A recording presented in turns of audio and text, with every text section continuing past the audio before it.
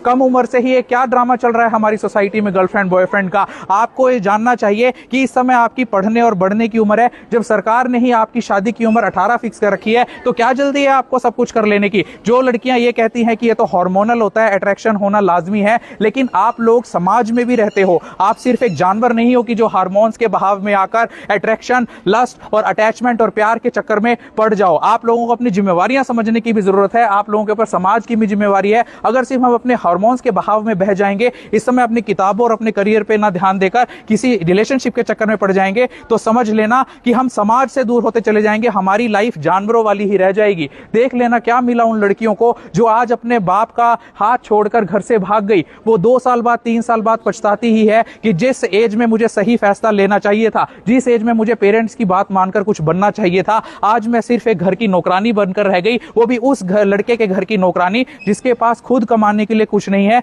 जो पंक्चर लगाता है, जो मैकेनिक है। क्या आप एक पंचर लगाने वाले से शादी करना चाहती हो? कितनी लड़कियां एक पंचर लगाने वाले से शादी करना चाहती हो?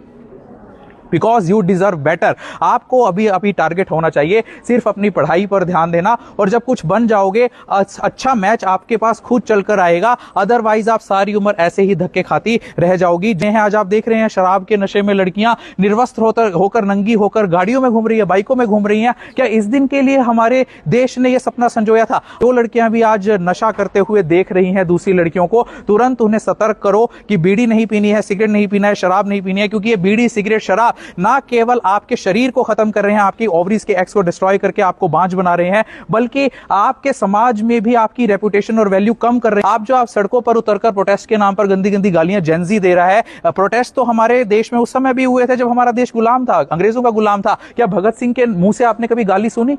क्या लक्ष्मीबाई के मुंह से आपने कभी गाली सुनी? क्या सावित्रीबाई फुले के मुंह से आपने कभी गाली सुनी? तो आज ही छोड़ दो उन मां बहन बेटियों को गालियां देना, उनकी गालियां देना। जिस देश में बेटी बचाओ बेटी पढ़ाओ के नारे लगते हो, अगर उसी देश का छोटा बच्चा से लेकर बड़ा बुजुर्ग मां बहन और बेटी के नाम पर गालियां दे रहा है, तो धिकार है ऐसे नारे पर, और धिकार है उस बेटी मां और बहन के सम्मान पर जिसकी झूठी कस्में हम रोज खाते हैं। रक्षाबंधन के नाम पर जिसकी हम राखी अपनी कलाई पर बंधवाते हैं, अगर हमें वही बहन मां और बेटी की गालियां रोज देनी है, हर रोज देनी है, चाहे एक छोटा बच्चा हो या टीवी पर डिबेट पर बैठा हुआ एक नेता हो। छोड़ दो आज सभी उन मोबाइल फोनों को जो तुम्हें गंदी आदतें सिखा रही हैं, उन सभी फिल्मों को जो तुम्हें गालियां सिखा रही हैं, जो अपने पेरेंट्स की डिसरिस्पेक्ट करना सिखा रही हैं, और साथ में तुम्हें इस बात का बढ़ावा दे रही है कि असली फ्रीडम आपकी कम कपड़े पहनने में है। असली फ्रीडम आपकी कम कपड़े पहनने में नहीं है। असली फ्रीडम गर्भ निरोधक गोलियां खाने में नहीं है। असली फ्रीडम किसी लड़के के साथ भाग जाना नहीं है या सड़क पर नंगा होना नहीं है। असली फ्रीडम है अपने हकों को जानना, अपने हाथों की किताबों को थामना और कुछ बनकर दिखाना।